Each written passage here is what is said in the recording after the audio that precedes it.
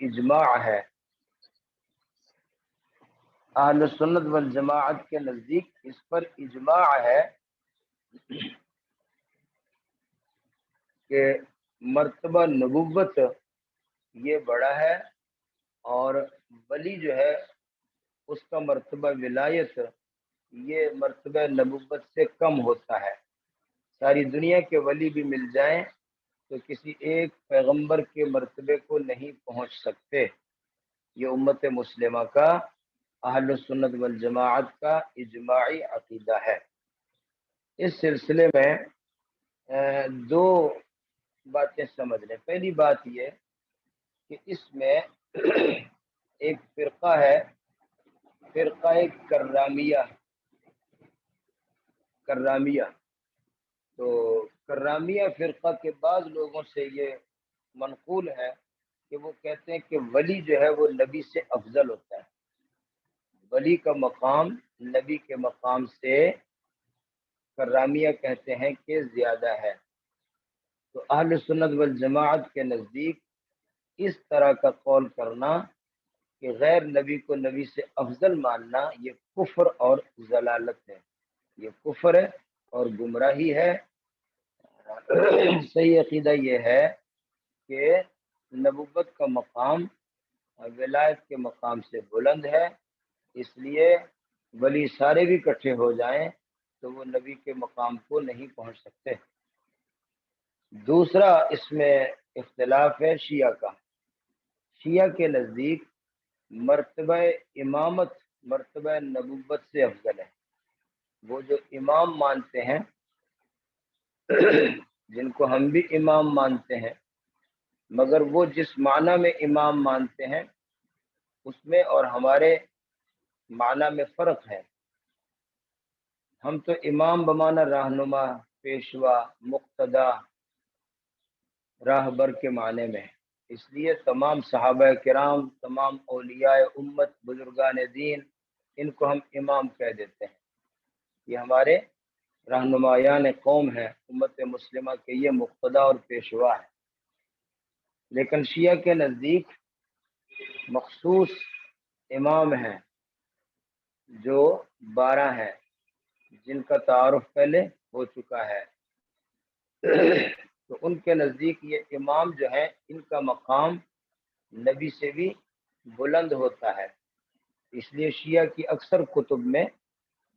یہ جملہ موجود ہے، مرتبہ امامت بالا تر از مرتبہ نبوت است، کہ امامت کا مرتبہ نبوت کے مرتبے سے بالا ہے۔ یہی لکھا ہے امامی شیعہ جو ہیں سب نے، حتیٰ کہ جو فرقہ امامیہ کا پیشوا ہے خمینی، ایران کا بادشاہ، اس نے بھی یہی لکھا ہے کہ مرتبہ امامت بالا تر از مرتبہ نبوت است۔ تو ہم پہلے آپ کو بتا چکے کہ نبوت سب سے بلند مرتبہ اور مقام ہے امت مسلمہ کے نزدیک۔ غیر نبی کو نبی سے افضل ماننا، چاہے اس کا نام ولی رکھیں چاہے اس کا نام امام رکھیں، غیر نبی کو نبی سے افضل ماننا کفر اور گمراہی ہے۔ ساری دنیا کے غیر نبی، چاہے وہ امام ہوں چاہے وہ اولیاء ہوں، وہ مل جائیں تو ایک نبی کے مرتبے کو بھی نہیں پہنچ سکتے۔ یہ تو مسئلہ ختم ہوا۔ اب آگے ایک اور بات ہے کہ وہ مقدس ہستیاں جو نبی اور رسول ہیں، جو پیغمبر اور رسول ہیں، ان کے متعلق یہ اختلاف ہے کہ نبی کی نبوت افضل ہوتی ہے یا نبی کی ولایت نبوت سے افضل ہوتی ہے۔ پہلے بات تھی نبی اور غیر نبی کی، اب یہ بات ہے کہ جو نبی ہیں قطعی طور پر، جن کی نبوت اور رسالت پر ایمان ہو، جو انبیاء ہیں، ان کی نبوت ولایت سے افضل ہوتی ہے یا ان کی ولایت ان کی نبوت سے افضل ہوتی ہے؟ تو اہل سنت والجماعت میں سے اکثر کا عقیدہ یہی ہے کہ نبی کی نبوت جو ہے وہ اس کی ولایت سے افضل ہوتی ہے۔ بعض کہتے ہیں کہ نہیں، بلکہ ولایت نبوت سے افضل ہوتی ہے۔ اچھا دیکھ لیں جی، کتاب دیکھ لیں۔ مسئلۃ افضلیت النبوت والولایہ ولا یبلغ ولی درجۃ الانبیاء، اور کوئی بھی ولی انبیاء کے درجے تک نہیں پہنچ سکتا۔ کیوں؟ لأن الانبیاء معصومون، اس لیے کہ انبیاء معصوم ہوتے ہیں، اور غیر انبیاء وہ معصوم نہیں ہوتے، جیسے کہ آپ پہلے بڑی تفصیل سے پڑھ چکے ہیں۔ اور معمون بھی ہوتے ہیں عن خوف الخاتمہ، برے خاتمے کے خوف سے۔ باقی ہر کسی کے متعلق یہ اندیشہ ہو سکتا ہے کہ آج تو ولی ہے، مومن ہے، بہت بلند درجے کا نیک ہے، لیکن نعوذ باللہ خاتمہ کفر پر ہو، جیسے ابلیس کے ساتھ ہوا کہ بہت بڑا ولی تھا، عابد اور ساجد اور عارف تھا، بہت نیک تھا، لیکن اس کا خاتمہ کیا ہوگا؟ خراب ہو گیا۔ اب وہ کفر پر ہے اور کفر پر ہی اس نے مرنا ہے۔ تو غیر نبی کے متعلق یہ اندیشہ ہے، لیکن انبیاء کے متعلق اس طرح کا اندیشہ نہیں ہے، تو اس لیے بھی نبی کا درجہ ولی سے زیادہ ہے۔ معمونون عن خوف الخاتمہ، برے خاتمے کے خوف سے بھی وہ معمون ہے، محفوظ ہے۔ اور تیسری بات بتائی کہ مکرمون بالوحی، ان کو عزت دی گئی ہے وحی کے ذریعے سے، اللہ تبارک و تعالیٰ کی طرف سے ان پر وحی نازل ہوتی ہے۔ ولیوں پر تو وحی نازل نہیں ہوتی، زیادہ زیادہ ان کو کوئی کشف ہو جاتا ہے یا الہام ہو جاتا ہے، یا اس طرح کوئی دل کے اندر اللہ تبارک و تعالیٰ کی طرف سے کوئی بات ڈال دی جاتی ہے، تو وہ ایک ظن کے درجے کی چیز ہوتی ہے۔ بخلاف انبیاء کے، ان پر تو وحی نازل ہوتی ہے، اور وحی جو ہے وہ یقینی بات ہے، تو یہ بھی ان کا اعزاز ہے نبیوں کا۔ چوتھی بات بتائی وہ مشاہدۃ الملک، اور وہ فرشتوں کو بھی مشاہدہ کرتے ہیں۔ انبیاء فرشتے کو دیکھتے ہیں، ملک فرشتے سے مراد حضرت جبریل علیہ السلام، جو وحی لانے والا فرشتہ ہے، انبیاء اس کا بھی مشاہدہ کرتے ہیں۔ غیر انبیاء وہ جبریل علیہ السلام کا مشاہدہ نہیں کرتے۔ پھر پانچویں بات یہ بتائی مامورون بتبلیغ الاحکام و ارشاد الانام، اور پیغمبروں کو حکم ہوتا ہے کہ وہ اللہ کے احکامات کی تبلیغ کریں اور مخلوق خدا کی رہنمائی کریں، ارشاد الانام، مخلوق کی رہنمائی کریں۔ تو ان اوصاف کی وجہ سے مرتبہ نبوت جو ہے وہ ولی کے مرتبے سے زیادہ ہے، اس لیے کوئی بھی ولی مرتبہ انبیاء کو نہیں پہنچ سکتا۔ بعد الاتصاف بکمالات الاولیاء، اس کے بعد کہ وہ اولیاء کے تمام کمالات سے متصف بھی ہوتے ہیں، یعنی انبیاء جو ہیں ان میں اولیاء والے سارے کمالات بھی موجود ہوتے ہیں، اس کے بعد یہ اوپر جو پانچ باتیں بتائی ہیں یہ اس سے زائد ہوتی ہیں، تو اس لیے ان کا مرتبہ ولیوں سے زیادہ ہوتا ہے۔ فما نقل عن بعض الکرامیہ، اور جو بعض کرامیہ سے یہ منقول ہے، من جواز کون الولی افضل من النبی، کہ وہ کہتے ہیں کہ ولی کا نبی سے افضل ہونا ممکن ہے۔ کفر و ضلال، یہ کرامیہ کا قول جو ہے یہ کفر اور گمراہی ہے۔ یہ مسئلہ ختم ہوا۔ آگے خود انبیاء ان کی نبوت افضل ہوتی یا ولایت، اس کو سمجھنے کہا کہ نعم قد یقع تردد، ہاں اس بات میں ایک تردد ہے کہ مرتبہ نبوت یہ افضل ہوتا ہے نبی کا، یا مرتبہ ولایت یہ افضل ہوتا ہے نبی کا، بعد القطع بأن النبی متصف بالمرتبتین، یہ بات قطعی طور پر ثابت ہے کہ پیغمبر میں دونوں مرتبے ہوتے ہیں، پیغمبر میں نبوت بھی ہوتی ہے، ولایت بھی ہوتی ہے، وہ دونوں مرتبوں سے متصف ہوتا ہے۔ اس کے بعد یہ اختلاف ہے کہ نبی کی نبوت اعلیٰ ہے یا نبی کی ولایت اعلیٰ ہے۔ وَأَنَّهُ أَفْضَلُ مِنَ الْوَلِيِّ الَّذِي لَيْسَ بِنَبِيٍّ، اور یہ بات بھی قطعی طور پر ثابت ہے کہ پیغمبر افضل ہوتا ہے اس ولی سے الذی لیس بنبی، جو ولی غیر نبی ہے۔ نبی اور غیر نبی میں یہ اختلاف نہیں، یہ اختلاف اس پیغمبر میں ہے کہ جو پیغمبر بھی ہیں اور پھر ولی بھی ہیں سارے، تو ان کی نبوت افضل ہوتی یا ولایت۔ تو اس کی بھی کافی تفصیلات ہیں باقی حواشی میں، لیکن بس موٹی سی بات ذہن میں رکھیں کہ ساری دنیا کے ولی بھی اکٹھے ہو جائیں وہ پیغمبر کے درجے کو نہیں پہنچ سکتے۔ اور انبیاء علیہم الصلوات والتسلیمات ان کے آپس میں مراتب ہیں،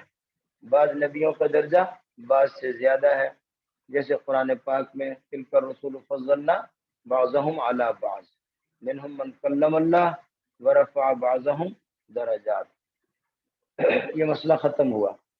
آگے ایک اور مسئلہ بیان کیا، مسئلہ یہ بیان کیا کہ آدمی جتنا بھی نیک ہو جائے، جتنا بھی ولی ہو جائے اور جتنا بھی ولایت اور اونچے مقامات کو پالے، تو کوئی ایسا مرتبہ اور مقام نہیں ہے کہ وہاں جا کر اس سے اللہ تبارک و تعالیٰ کے امر و نہی ساقط ہو جائیں۔ بعض جہلا کا یہ عقیدہ ہے جس کو اباحیین کہا، اباحیین، یہ بھی ایک فرقہ اباحیین۔ آج کل بھی بہت سے جہلا کا یہ عقیدہ ہے کہ جی انبیاء، یہ اولیاء ولیوں کے متعلق کہ اولیاء اس مرتبے پر ہوتے ہیں کہ اب ان کو شریعت کے احکام کہ وہ مکلف نہیں رہتے، اب شریعت کے احکام ان سے مرتفع ہو جاتے ہیں، اللہ کے اوامر اور نہی ان سے مرتفع ہو جاتے ہیں۔ اب ان کا کام صرف نہ نماز نہ روزہ اور نہ طہارت، کچھ نہیں، ان کا مرتبہ بہت بلند ہوتا ہے۔ یہ تو چھوٹے درجے کے لوگوں کا کام ہے، نمازیں پڑھنا، روزے رکھنا، ان کا مرتبہ اونچا ہو گیا اور وہ اوامر و نہی کی تکلیف کے دائرے سے اوپر چلے گئے،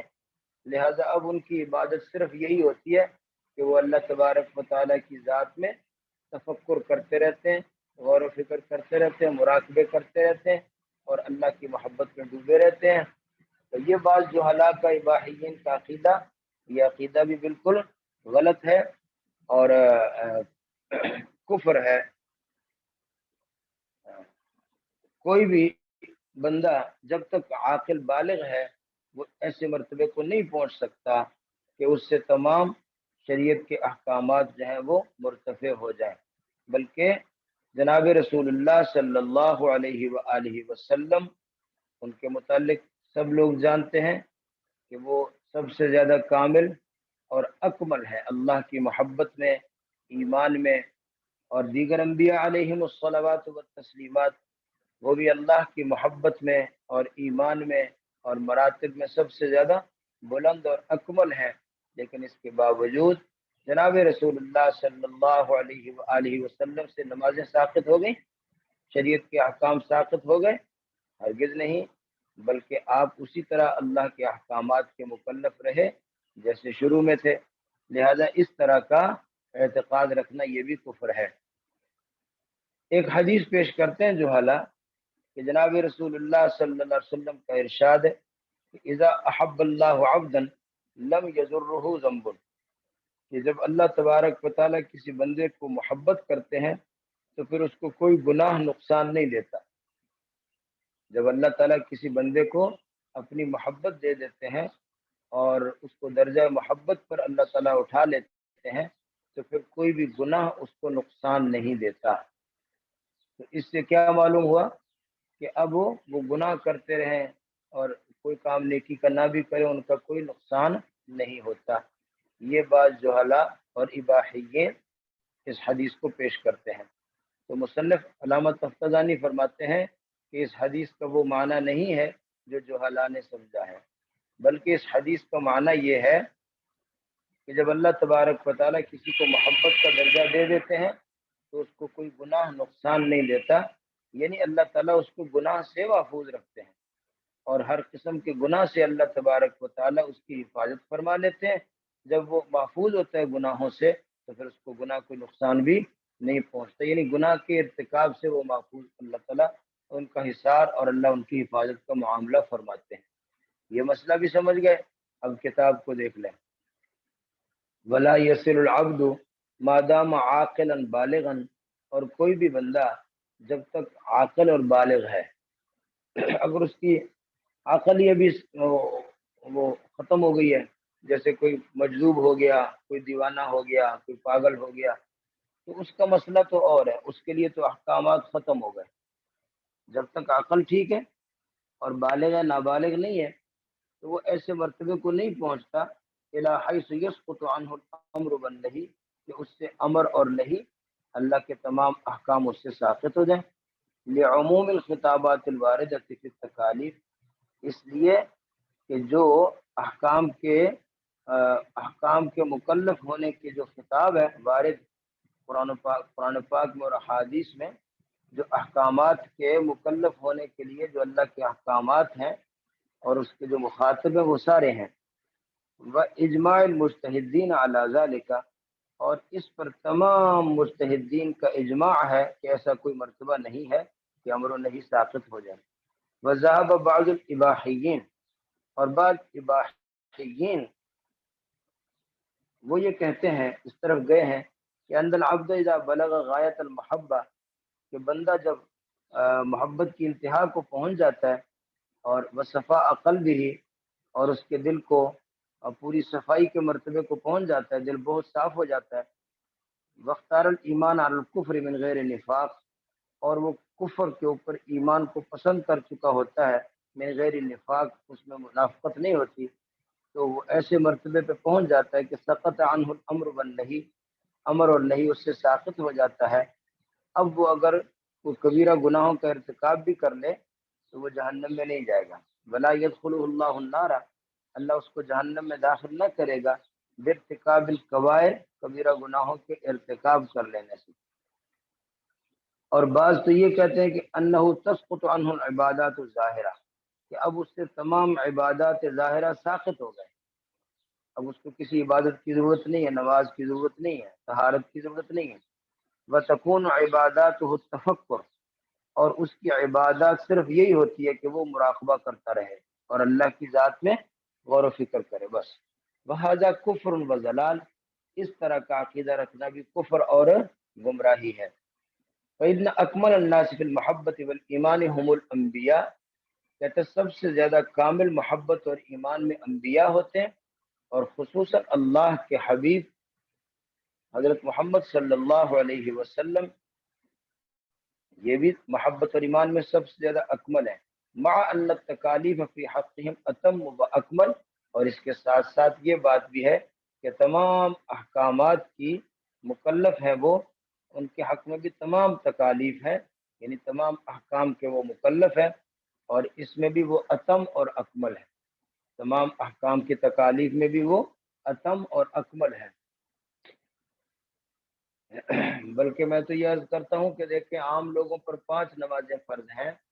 ہمارے نبی پاک حضرت محمد صلی اللہ علیہ وسلم پر 6 نمازیں فرض تھیں، تہجد کی نماز بھی آپ پر فرض تھی۔ تو انبیاء یا اولیاء وہ جتنا بلند مرتبہ بھی پالیں تو اللہ کے احکامات ساقط نہیں ہوتے، بلکہ ان کے اندر اور بھی اضافہ ہو سکتا ہے، ان کی ذمہ داریوں میں اضافہ ہوتا ہے، احکامات ختم نہیں ہو جاتے۔ واما قولہ علیہ السلام، اور جو نبی علیہ الصلوۃ والسلام کا فرمان جو حالات پیش کرتے ہیں، اذا احب اللہ عبدا لم یضرہ ذنب، کہ اللہ تعالیٰ جب کسی سے محبت کرتے تو کوئی گناہ اس کو ضرر نہیں دیتا، اس کا معنی وہ نہیں جو حالات سمجھے ہیں، فمعنہ ہو انہ عصمہ من الذنوب، اس کا معنی یہ کہ اللہ تبارک و تعالیٰ ان کو ذنوب سے محفوظ رکھتے ہیں، فلم یلحقہ ضررھا، لہذا وہ جب گناہ کا ارتکاب ہی نہیں کرتے تو گناہ کے ضرر سے بھی وہ محفوظ ہوتے ہیں، یہ مطلب ہے۔ اگلا مسئلہ سمجھ لیں جی، حمل النصوص علی الظواہر، سمجھ آ رہی بات؟ آواز بھی ہماری صاف آپ کو آ رہی ہے؟ حمل النصوص علی الظواہر، نصوص کو یعنی قرآن پاک کی آیات اور احادیث، ان کے معانی کو ظاہر پر رکھنا ہے، جو ظاہر معنی ہے اقیم الصلاۃ، نماز قائم کرو، اس کا ظاہری معنی کیا ہے؟ نماز، یہ جو نماز ہم پڑھتے ہیں یہ۔ آت الزکات، زکات دو، اس کا ظاہری معنی کیا ہے؟ جو زکات دی جاتی ہے اس طرح زکات دو۔ سچ بولو، اس کا کیا معنی؟ جو نصوص کا ظاہری معنی ہے اس کو ظاہر پر رکھنا ہے۔ اور بعض ایسے لوگ ہیں وہ کہتے ہیں کہ نصوص کا ظاہری معنی نہیں ہے، ان کو کہا جاتا ہے اہل باطن۔ بعض باطنیہ قبیلہ ہے، باطنیہ قبیلہ، اہل باطن یا باطنیہ۔ مصنف کہتا ہے کہ یہ ملحد لوگ ہیں، ملحد یعنی دین سے ہٹے ہوئے اور گمراہ لوگ ہیں۔ ان کا عقیدہ یہ ہے کہ قرآن پاک کی آیات اور احادیث یعنی جو نصوص ہیں، ان نصوص کا معنی چھپا ہوا ہوتا ہے، وہ صرف انبیاء جانتے ہیں یا امام جانتے ہیں یا اولیاء جانتے ہیں، عوام کو کچھ معلوم نہیں ہوتا۔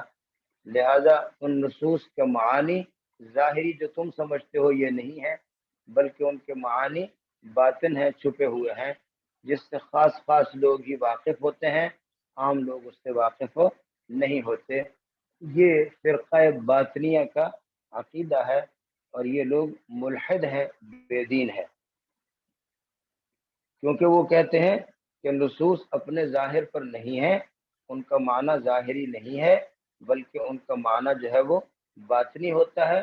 جس کو صرف خاص خاص لوگ ہی جانتے۔ اس طرح تو انہوں نے گویا مکمل شریعت کی نفی کر دی۔ جہاں نماز کا حکم ہے وہ کہتے ہیں یہ معنی نہیں ہے، یہ مطلب نہیں ہے جو تم سمجھ رہے ہو، بلکہ اس کا معنی تو صرف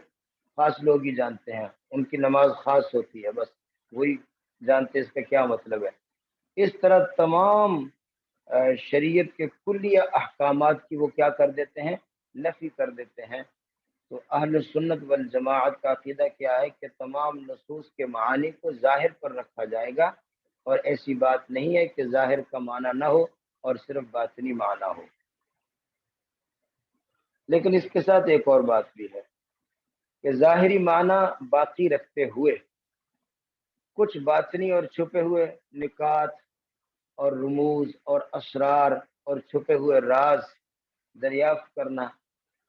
جیسے بعض آیات یا احادیث ہے، اس میں ظاہری معنی جو ہے وہ بھی ہے، اس ظاہری معنی کو باقی رکھتے ہوئے اس سے بعض علماء نکتہ خیزی کر لیتے ہیں کہ اس کے اندر ایک باطنی معنی ہے، اس میں یہ نکتہ نظر آتا ہے، اس میں یہ اسرار اور یہ رموز چھپے ہوئے ہیں، تو یہ ٹھیک ہے، یہ تو کمال ایمان کی علامت ہے۔ اس لیے کہ جناب رسول اللہ صلی اللہ علیہ وسلم کا ارشاد ہے قرآن پاک کے متعلق، آپ نے فرمایا کہ لہو ظاہر و بطن، اس کا ظاہر بھی ہے اور اس کا باطن بھی ہے، اور یہ بھی ارشاد فرمایا کہ اس کے اسرار و رموز قیامت تک کبھی ختم نہ ہوں گے، اور علماء ہمیشہ، اہل علم، اہل فقہ، وہ اس کے اسرار و رموز سے ہمیشہ واقف ہوتے رہیں گے۔ اور حدیث پاک میں لا تنقضی عجائبها، اس کے عجائبات ختم ہونے کا نام نہیں لیں گے، بلکہ اس کے اندر چھپے ہوئے موتی اور اسرار و رموز وہ ہمیشہ امت کے علماء دریافت کرتے رہیں گے۔ لیکن یہ بات تب صحیح ہے اگر ظاہر اور جو باطنی معنی اور جو نقطہ کسی نے نکالا ظاہر اور باطن میں وہ کوئی مخالفت نہ ہو، بلکہ تطبیق ممکن ہو، ظاہری معنی اپنی جگہ پر قائم رہے اور جو کوئی نقطہ یا اسرار و رموز دریافت کر لیے وہ اپنی جگہ قائم رہیں، تو یہ صحیح ہے، اور یہ کمال ایمان ہے، یہ کمال فہم ہے، کمال علم ہے، اس سے ہمیں انکار نہیں ہے۔ انکار اس بات سے ہے کہ نصوص کو ظاہری معنی میں نہ سمجھا جائے اور کہا جائے کہ ظاہری معنی نہیں ہے بلکہ بس باطنی معنی ہے۔ یہ بات بھی سمجھ گئے؟ اچھا، بعض ایسی نصوص ہیں جن کا ظاہری معنی نہیں ہے بلکہ متشابہات ہیں، جیسے آپ جانتے ہیں جس میں اللہ تبارک و تعالیٰ کے ہاتھ کا ذکر، اللہ کے چہرے کا ذکر، اللہ کی پنڈلی کا ذکر، یا اس طرح کی کچھ نصوص ہیں، کچھ آیات، تو ان کو متشابہات کہا جاتا ہے، اور ان کے متعلق جو تفصیل ہے وہ آپ لوگ جانتے ہیں کہ بس اس پر ایمان لانا ہوتا ہے اور اس کی حقیقت اور تعویل کی جستجو میں نہیں پڑنا، جیسے کہ قرآن مبین میں اللہ تبارک و تعالی ارشاد فرماتے ہیں کہ هو الذی انزل علیک الکتاب منہ آیات محکمات ہن ام الکتاب واخر متشابہات فاما الذین فی قلوبہم زیغ فیتبعون ما تشابہ منہ ابتغاء الفتنہ وابتغاء تأویلہ وما یعلم تأویلہ الا اللہ والراسخون فی العلم یقولون آمنا به کل من عند ربنا وما یذکر الا اولو الالباب۔ یہ متشابہات کے متعلق جو ہے وہ آپ تفصیل سے واقف ہیں۔ اچھا، دوسری بات یہ کہ یہاں جو نصوص کا لفظ ہے کہ حمل النصوص علی الظواہر، نصوص نص کی جمع، نص کس کو کہتے ہیں؟ قرآن پاک کی آیت کو اور حدیث کو، یہاں نص سے یہ مراد ہے۔ اور نص سے وہ نہ سمجھا جائے جو آپ نے اصول کی کتب میں وہ پڑھا ہے کہ ظاہر، نص، مفسر، محکم، یہ چار قسمیں ہوتی ہیں۔ ظاہر کس کو کہتے ہیں، نص کس کو کہتے ہیں، مفسر کس کو کہتے ہیں، محکم کس کو کہتے ہیں، خفی کس کو کہتے ہیں، مشکل کس کو کہتے ہیں، متشابہ کس کو کہتے ہیں، حقیقت، مجاز، وہ سارے اقسام جو آپ نے اصول کی کتب میں پڑھے ہیں۔ تو وہاں نص کا ایک خاص معنی ہوتا ہے جو ظاہر، مفسر اور محکم، ان کے ان تین قسموں کے مد مقابل ایک چیز ہوتی ہے، وہ ایک الگ چیز ہے۔ وہ مراد نہیں یہاں پر نص سے مراد قرآن پاک کی آیات اور احادیث جو نظم کی تمام اقسام کو شامل ہیں، وہ مراد نہیں ہے جو اصول کی کتب میں نص، ظاہر، مفسر، محکم کے مقابلے میں بولا جاتا ہے۔ تو یہ بات بھی سمجھ گئے۔ اب دیکھیں کتاب کو، والنصوص من الکتاب والسنہ، کہتے کتاب و سنت کی جو نصوص ہیں یعنی آیات اور حادیث، یہ نص سے مراد وہ نص نہیں ہے جو آپ نے اصول شاشی میں یا نور الانوار میں پڑھا ہے جو ظاہر، مفسر اور محکم کے مقابل ایک چیز ہوتی ہے، وہ مراد نہیں، بلکہ بس آیات و حادیث مراد ہے۔ تحمل علی ظواہرہا، ان کو ظاہر پر ہی، ظاہری معنی پر محمول کیا جائے گا، ما لم یصرف عنہا دلیل قطعی، جب تک کہ کوئی دلیل قطعی ظاہری معنی سے روک نہ دے۔ جیسے ان آیات میں جو متشابہ ہیں، جیسے آپ کو بتائیں، کما فی الآیات التی تشعر بظواہرہا، جیسے وہ آیات کہ جن کے ظاہری معنی بتاتے ہیں اللہ تعالیٰ کی جہت، اللہ کے جسم کے متعلق، تو لہٰذا وہاں پر تو ظاہری معنی سے پھیر دیا جائے گا، کیونکہ دلیل قطعی ہے کہ اللہ تعالیٰ کا جسم نہیں، اللہ کی کوئی جہت نہیں۔ تو ایسی آیات کو تو دلیل قطعی نے پھیر دیا نا ظاہر سے، وہ متشابہات۔ ان کے علاوہ جو آیات محکمات ہیں، احکام والی آیات ہیں، ان کو کبھی بھی ظاہری معنی سے پھیرا نہیں جائے گا، بلکہ ظاہری معنی پر ہی محمول کیا جائے گا۔ لا یقال ونحو ذلک، لا یقال هذه لیست من النصوص، کہتے یہ نہ سمجھا جائے کہ یہ وہ جو آیات ہیں وہ نصوص ہیں، وہ آیات نص نہیں ہوتی، بلکہ وہ آیات متشابہ ہوتی ہیں، جن آیات میں اللہ کی جہت یا جسمیت، اللہ کا ہاتھ، اللہ کا چہرہ وغیرہ وغیرہ، ان کو نصوص کہا نہیں جاتا، بلکہ ان کو آیات متشابہات کہا جاتا ہے۔ لأننا نقول، ہم کہتے ہیں کہ مراد یہاں نصوص سے وہ نہیں ہے جو ظاہر، مفسر، محکم کے مقابل آتا ہے، بل ما یعم اقسام النظم علی ما هو المتعارف، بلکہ یہاں ہم نص سے وہ مراد لے رہے ہیں جو نظم کی تمام اقسام کو شامل ہے، علی ما هو المتعارف، جیسے کہ ایک متعارف، یہ لفظ عام عرف میں بولا جاتا ہے کہ آیات و احادیث کو نصوص کہا جاتا ہے، وہ نظم کی تمام اقسام کو شامل ہوتا ہے، وہ نص اور ہے جو اصطلاح میں جس کو نص کہتے ہیں، وہ یہاں مراد نہیں ہے۔ والعدول عنہا، اور نصوص کو ظاہر سے پھیر کر باطنی معنی کی طرف لے جانا، اس کو کہا ہے والعدول عنہا عن الظواہر، یعنی ظاہری معنی سے اس کو پھیر دینا، الی معان، اور ایسے معانی کی طرف لے جانا، یدعیہا اہل الباطن، جس کو باطنی دعویٰ کرتے ہیں، وہم الملاحدہ، اور وہ ملحد لوگ ہیں، والسم الباطنیہ، اور اس فرقے کا نام فرقہ باطنیہ رکھا گیا ہے، لادعائہم، اس لیے کہ ان کا یہ دعویٰ ہے کہ ان النصوص لیست علی ظواہرہا، کہ نصوص اپنے ظاہری معنی پر نہیں ہوتی، بلکہ بلہا معان باطنیہ، بلکہ ان کے باطنی معانی ہوتے ہیں، اور ان باطنی معانی کو کوئی نہیں جانتا الا المعلم، سوائے معلم کے۔ معلم بھی پڑھ سکتے ہیں، معلم بھی پڑھ سکتے ہیں، سوائے ان کے جن کو بس اللہ نے سکھایا ہے، اللہ کی طرف سے تعلیم دیے گئے، یعنی انبیاء اور امام اور وغیرہ وغیرہ خاص خاص بندے۔ یا معلم کہا، معلم بھی پڑھ سکتے ہیں، یعنی جو دنیا کے دوسرے لوگوں کی تعلیم کے لیے اللہ نے جن کو مقرر فرمایا ہے، مراد انبیاء، بس وہی جانتے ہیں اور کوئی نہیں جانتا باطنی معانی کو۔ وقصدهم بذلك النفی الشریعت بالکلیہ، اور ان کا ارادہ تو اس سے تمام کی تمام شریعت کی نفی ہے۔ جب تمام نصوص کو ظاہری معنی سے ہٹا دو تو اس سے ساری کی ساری شریعت کی کیا ہو جاتی ہے؟ نفی ہو جاتی ہے۔ لہذا یہ الحاد ہے اہل باطن کا، باطنیہ کا یہ دعویٰ یہ درست نہیں ہے۔ اس لیے کہا کہ والعدول عنہا الحاد، نصوص کو ظاہری معنی سے ہٹا کر باطنی معنی کی طرف لے جانا یہ الحاد ہے۔ الحاد کا کیا معنی؟ اے میل و عدول عن الاسلام، یعنی اسلام سے یہ نفرت ہے اور اسلام سے یہ ہٹنے والی بات ہے۔ واتصال والتصاق بکفر، اور اس سے کفر کے ساتھ بندہ جا ملتا ہے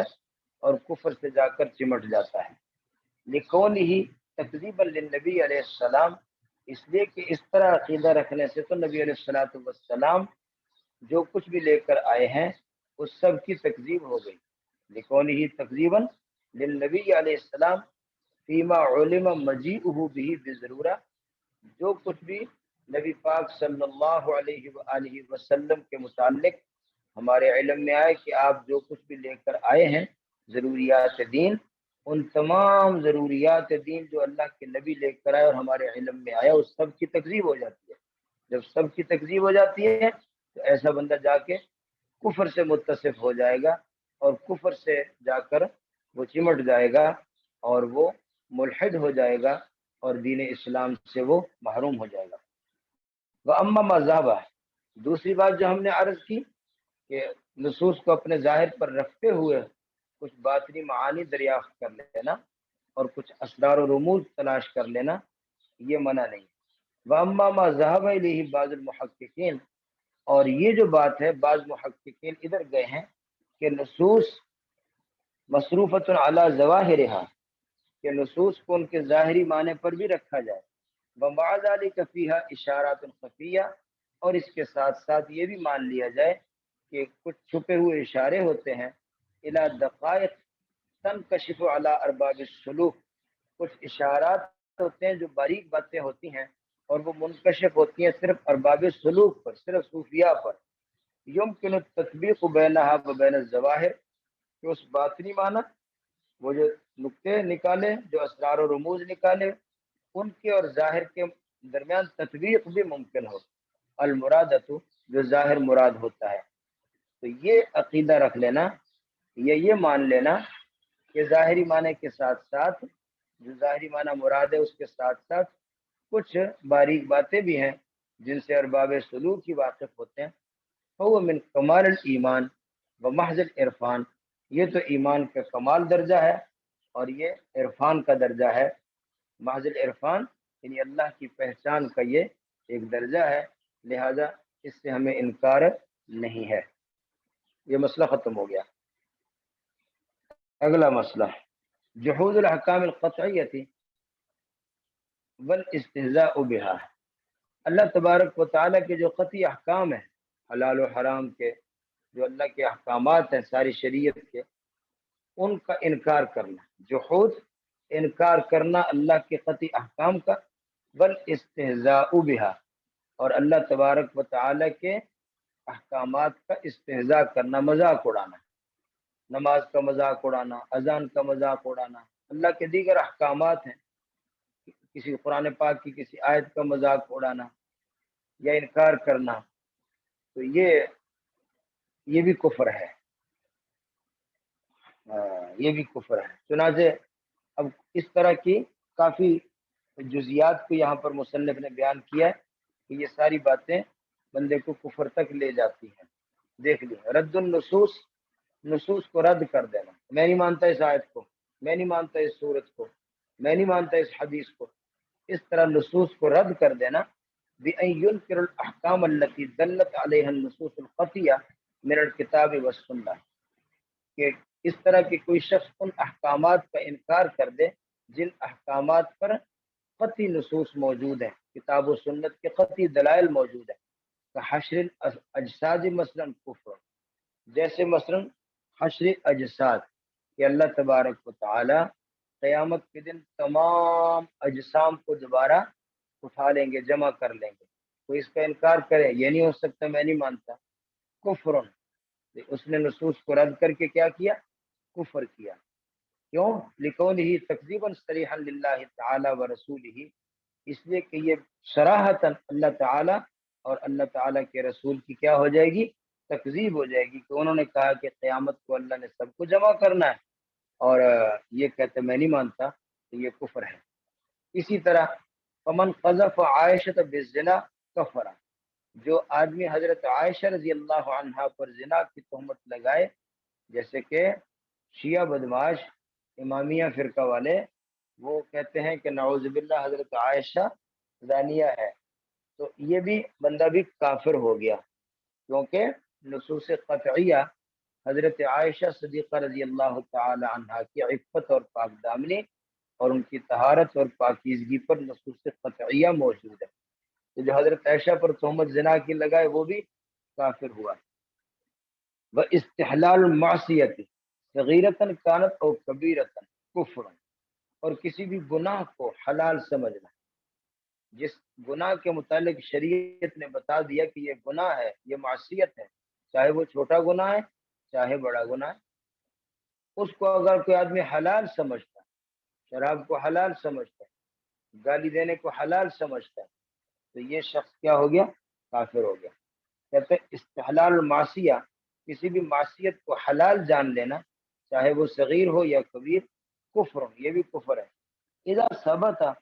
کون ہوا معصیت ہے، جب کسی بھی چیز کے متعلق معصیت ہونا ثابت ہو گیا ہو دلیل قطعی سے۔ ہاں اگر کسی چیز میں علماء کا اختلاف ہے کہ یہ جائز ہے یا ناجائز ہے، جیسے آپ فقہی اختلافات ہوتے ہیں، وہ اور بات ہے۔ جہاں دلیل قطعی آ گئی، شریعت کا حکم قطعی طور پر آ گیا کہ یہ گناہ ہے، تو اب وہ گناہ ہے، اس کو حلال سمجھنے سے بندہ کافر ہو جائے گا۔ گناہ کا ارتکاب کرنے سے گناہ گار ہوگا، لیکن اگر کوئی اس کو جائز اور حلال سمجھتا ہے تو وہ کیا ہو جائے گا؟ کافر ہو جائے گا۔ اچھا جی، وقد علم ذلك مما سبق، کہتے یہ باتیں پہلے بھی بیان ہو چکی ہیں۔ والاستہانۃ بها کفر، اور توہین کرنا بھی کفر ہے، اللہ کے احکامات کی توہین کرنا بھی کفر ہے۔ والاستہزاء علی الشریعۃ کفر، اور شریعت کا مذاق اڑانا بھی کفر ہے۔ یہ کیوں کفر ہے؟ لأن ذلك من امارات التکذیب، اس لیے کہ یہ تکذیب کی علامت، جو آدمی دین کے احکامات کا مذاق اڑائے یا ان کی توہین کرے تو وہ کیا کر رہا ہے؟ وہ جھٹلا رہا ہے، وہ علامات تکذیب ہے، لہذا وہ کلمہ پڑھتا ہو تب بھی، اہل قبلہ ہو تب بھی، علامات تکذیب کی وجہ سے وہ کیا ہو گیا؟ کافر ہو گیا۔ وعلی هذه الاصول، کہتے اسی اصول پر کہ توہین کرنا کفر ہے، استہزاء کرنا کفر ہے، اور یہ امارات تکذیب، علامات تکذیب میں سے ہے، اسی اصول پر متفرع ہیں بہت سارے مسائل جو فتاوی میں ذکر کیے گئے ہیں۔ مثلا یہ کہ اذا تقدر حرام حلالا، اگر کوئی آدمی کسی حرام کو حلال کا عقیدہ رکھے، تو اگر تو اس کی حرمت لعینہ ہی، اگر اس کی حرمت لعینہ ہی ہے، یعنی دلیل قطعی سے ثابت ہے، تو کسی بھی حرام کو حلال کا اعتقاد رکھنے والا بندہ کافر ہو گیا۔ اور اگر اس کی حرمت لعین ہی نہیں لغیر ہی ہے، بعض چیزوں کی جیسے رمضان المبارک کے دنوں میں کھانا پینا یہ حرام ہے، یہ اس لیے حرام نہیں ہے کہ جیسے کوئی حرام چیز حرام ہوتی ہے، جیسے خنزیر حرام ہے، جیسے شراب حرام، بلکہ یہ کسی اور وجہ سے، روزے کے سبب سے، رمضان کی وجہ سے حرام ہوا، تو اس کو کہتے ہیں حرام لغیر ہی۔ اسی طرح مثلا اپنی بیوی کے ساتھ بتی کرنا یہ حلال ہے، لیکن حالت حیض میں بتی کرنا یہ حرام ہے، تو یہ حرام لعین ہی نہیں ہے لغیر ہی ہے، ایک عارضہ آ گیا، ایک سبب آ گیا دوسری طرف سے، اس وجہ سے حرام ہوا۔ تو اگر کسی چیز کی حرمت لعین ہی ہے اور دلیل قطعی سے ثابت ہے، اس کو حلال کا اعتقاد کرنے والا پکا کافر ہے، اور اگر کسی چیز کی حرمت لغیر ہی ہے یا اس کی حرمت دلیل ظنی سے ثابت ہے، تو اس کے متعلق بعض نے کہا کہ وہ کافر نہیں ہوگا، کیونکہ حرمت لعین ہی نہیں لغیر ہی ہے، تو اس کو کسی نے حلال کا اعتقاد کیا تو وہ کافر نہیں ہوگا۔ لیکن وبعضهم لم یفرقوا، اور بعض لوگ فرق نہیں کرتے، بعض فقہا یہ کہتے ہیں کہ حرام لعین ہی ہے یا حرام لغیر ہی ہے، اس کو حلال کا کوئی بھی اعتقاد کرے گا تو کافر ہو جائے گا، لیکن بعض نے تھوڑا فرق کیا ہے۔ فقال، اس لیے کہا ہے بعض نے، من استحل حراما، جس آدمی نے کسی بھی حرام چیز کو حلال جانا، وقد علم فی دین النبی صلی اللہ علیہ وسلم تحریمہ، اور جس کا حرام ہونا نبی پاک صلی اللہ علیہ وسلم کے دین سے معلوم ہوتا ہے، کا نکاح ذوی المحارم، جیسے محرم عورتوں سے نکاح کر لینا، او شرب الخمر، یا شراب پینا، او اکل المیتہ، یا مردار کھانا، او الدم، یا خون کھانا پینا، او الخنزیر، یا خنزیر کھانا، من غیر ضرورت، بغیر کسی مجبوری کے، تو کوئی آدمی ان چیزوں کو حلال جانے جبکہ شریعت محمدیہ میں ان چیزوں کی حرمت واضح ہو چکی ہے، تو فکافر،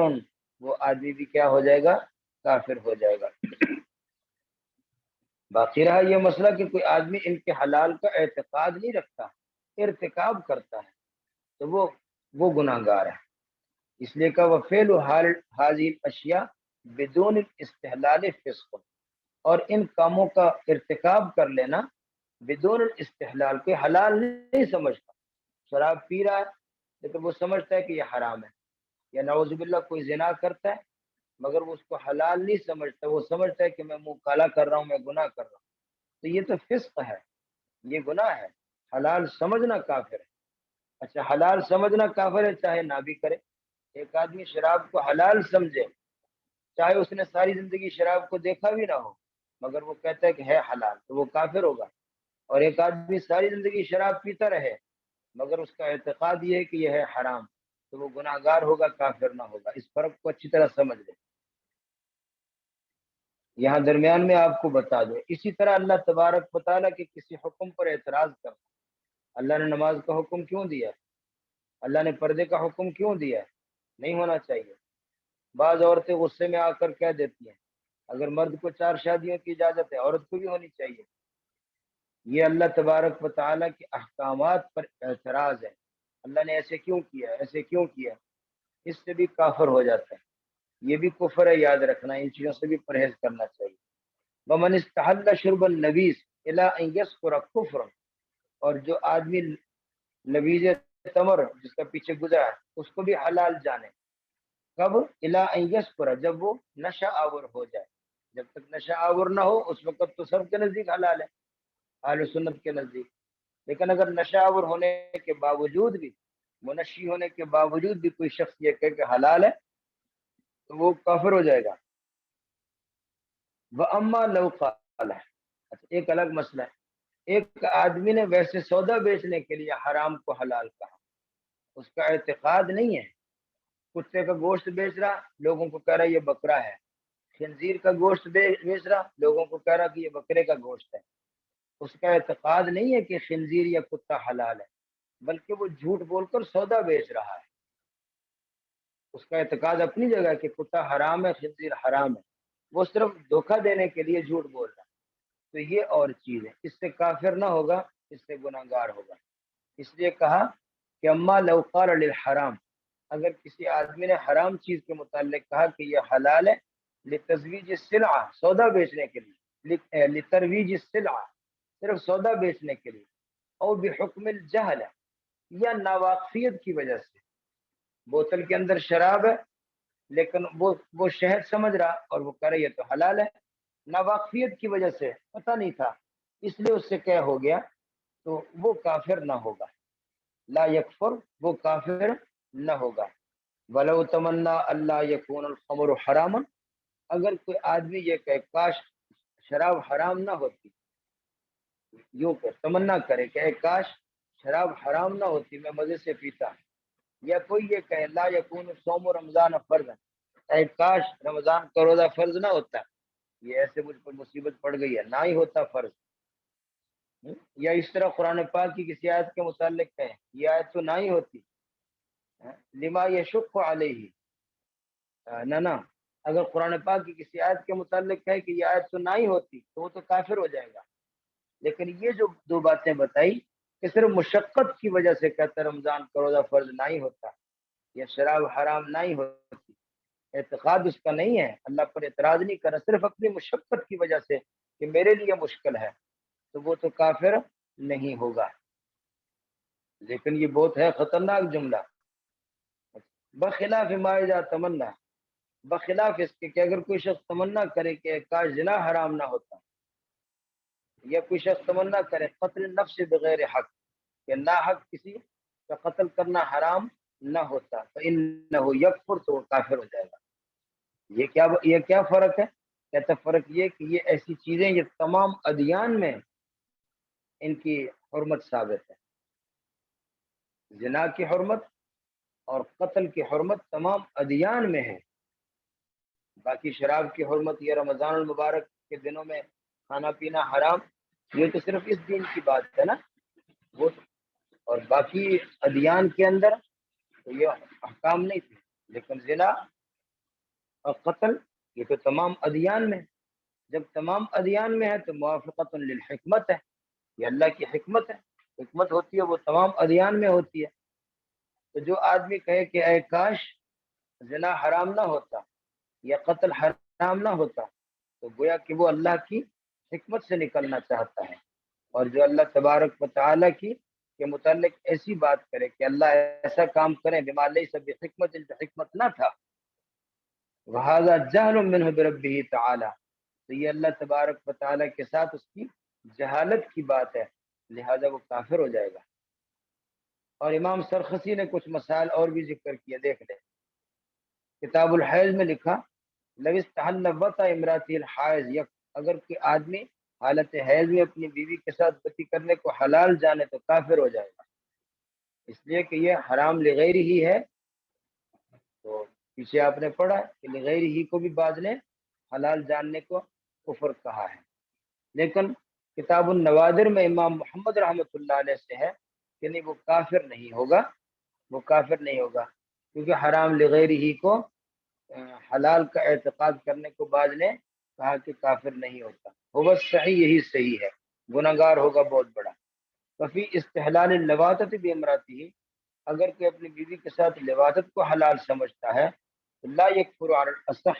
یہ بھی صحیح مذہب کے مطابق بہت بڑا حرام ہے، بہت بڑا گناہ ہے، لیکن کافر نہ ہوگا۔ یہ مسئلہ ختم ہو گیا۔ آگے من وصف اللہ تعالی بما لا یلیق به، اگر کوئی اللہ تبارک و تعالی کے متعلق ایسی بات کرے جو اللہ کی شان کے لائق نہیں ہے، نعوذ باللہ کہے کہ اللہ کہاں بیٹھا ہوا ہے، ہماری سنتا نہیں ہے، یا اللہ تبارک و تعالی ہمیں بھول ہی گیا ہے، نعوذ باللہ اس طرح کی کوئی بات کہے جو اللہ کی شان کے، جیسے کئی لوگ کہتے ہیں بڑی دعا کیے جی اللہ ہماری تو سنتا ہی نہیں ہے، اللہ پتہ نہیں کہاں بیٹھا ہوا ہے، اللہ پتہ نہیں کیا کر رہا ہے، اللہ تو ہمیں بھول ہی گیا، نعوذ باللہ استغفر اللہ، اس طرح کے الفاظ بھی جو اللہ کہہ دیتے ہیں، تو ایسی بات اللہ کے متعلق کہنا بما لا یلیق به، جو اللہ کی شان کے لائق نہیں ہے، اور سخرہ بسم من اسمائہ، یہ اللہ تبارک و تعالیٰ کے اسماء میں سے کسی نام کا مذاق اڑانا، اللہ کے کتنے نام ہیں، کسی نام کا تمسخر کرنا، اور بامر من اوامرہ، یا اللہ کے احکامات میں سے کسی حکم کا تمسخر کرنا، او انکر وعدہ، یا اللہ کے کسی وعدے کا انکار کرنا۔ اللہ کے جو وعدے ہیں کافروں کے لیے جہنم اور ایمان والوں کے لیے جنت، ان وعدوں کا انکار کرنا۔ او وعید، یا اللہ کے وعید کا، اللہ نے جو ڈرایا ہے کہ میں جھوٹ بولنے والوں کو، میں زنا کرنے والوں کو، میں کفر کرنے والوں کو ماروں گا، اللہ نے جو اپنے عذابوں سے ڈرایا اس کا انکار کرے، یکفر، یہ بندہ کافر ہو جائے گا۔ اسی طرح اگر انبیاء میں سے کسی پیغمبر کو کہتا ہے کہ اللہ کرے یہ تو نبی نہ ہی ہوتا، تو دیکھیں لو تمنا اللہ یکون نبی من الانبیاء، اگر انبیاء میں سے کسی نبی کے متعلق تمنا کرتا ہے کہ یہ تو نبی نہ ہوتا، علی قصد استخفاف، یہ اس نبی کی استخفاف کر رہا ہے یعنی توہین کر رہا ہے، او عداوت ہے، یا کسی نبی کے ساتھ عداوت کی وجہ سے ایسی بات کرتا ہے، تو وہ بھی کافر۔ وقضا لو ضحک علی وجہ الرضا ممن تکلم بالکفر، اسی طرح اگر کسی آدمی نے کوئی کفریہ کلمہ کہا اور یہ اس پر ہنس پڑا، کسی آدمی نے کفریہ جملہ بولا اور یہ اس پر خوشی سے ہنسا، تو ایک ہے بے اختیار ہنسی آ جائے، رضا سے نہیں ہنسا، تو اس میں تو تھوڑا سا گنجائش ہوگی۔ ایک ہے کہ اس کا کلمہ کفر سن کر مزہ لیا اور ہنسا، وقضا لو ضحک علی وجہ الرضا، وجہ رضا کے ساتھ ہنسا، ممن تکلم بالکفر، کفر کا تکلم کرنے والے پر، تو وہ بھی کافر۔ وقضا لو جلس علی مکان مرتفع، اسی طرح اگر کوئی آدمی کسی اونچی جگہ پر کسی مسند پر بیٹھا اور اس کے آس پاس کچھ لوگ ہیں، یسألونہ مسائل، جو اس سے دین کے مسائل پوچھتے ہیں، بطور استہزاء کے، بطور اعتراض، بطور مذاق کے اس سے مسائل پوچھتے ہیں اور پھر اس پر ہنستے ہیں اور اس کو وَيَضْرِبُونَهُ بِالْوَسَائِدِ، اس کو تکیہ مارتے ہیں یا کپڑا مارتے ہیں، یا توہین یعنی کسی بھی طریقے سے معلم کی، استاد کی، دین کے مسائل بتانے والے آدمی سے مسائل پوچھتے ہیں اور پھر اس کی توہین کرتے ہیں، تو یکفرون جمیعا، یہ سارے کے سارے کیا ہو جائیں گے؟ کافر ہو جائیں گے۔ ہاں جی، یہ دو چار سطروں کا اور ترجمہ دیکھ لیں۔ وَقَضَى لَوْ أَمَرَ رَجُلٌ أَن يَكْفُرَ بِاللَّهِ، اسی طرح وہ بندہ کافر ہو جائے گا جو دوسرے آدمی کو کہے کہ کفر کر، اللہ کا انکار کر، خود نہیں کرتا دوسرے کو کہتا ہے اللہ کا انکار کر، یہ بھی کافر ہو جائے گا۔ او عزم علی ان یأمرہ بکفرہ، یا کسی کو کفر کا کہا تو نہیں لیکن دل میں عزم کر لیا کہ میں فلاں آدمی کو کہوں گا کہ کفر کر، نماز کا انکار کر یا یہ کر، تو عزم کرنے کے ساتھ بھی کافر ہو جائے گا۔ اسی طرح اگر کوئی آدمی کسی عورت کو فتویٰ دے، کسی عورت کو کہے کہ تو کفر کر لے، اور اس کا اصل مقصد یہ ہو کہ کفر کرنے سے اس کا نکاح ٹوٹ جائے، اپنے شوہر سے جدا ہو جائے، اور پھر بعد میں جو ہے وہ میں اس کے ساتھ نکاح کر لوں،